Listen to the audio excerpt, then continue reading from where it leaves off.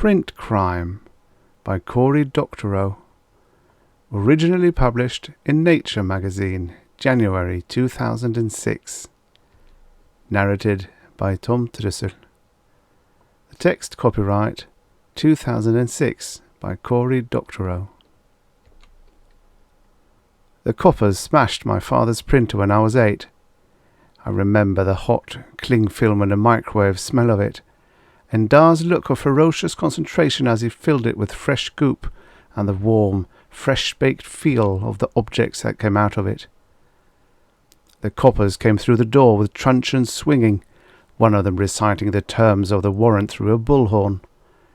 One of Da's customers had shopped him.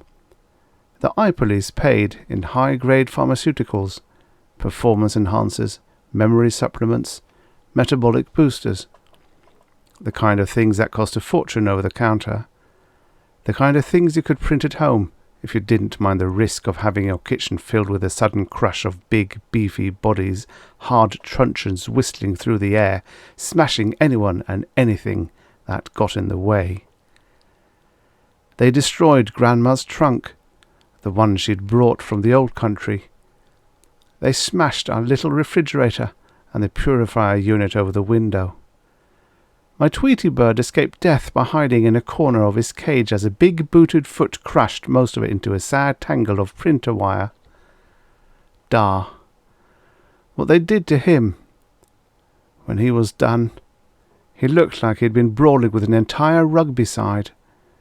They brought him out the door and let the newsies get a good look at him as they tossed him in the car. All the while a spokesman told the world that my Da's organised crime bootlegging operation had been responsible for at least 20 million in contraband, and that my Da, the desperate villain, had resisted arrest. I saw it all from my phone, in the remains of the sitting room, watching it on the screen and wondering just how anyone could look at our little flat and our terrible manky estate and mistake it for the home of an organised crime kingpin. They took the printer away, of course, and displayed it like a trophy for the newsies. Its little shrine in the kitchenette seemed horribly empty.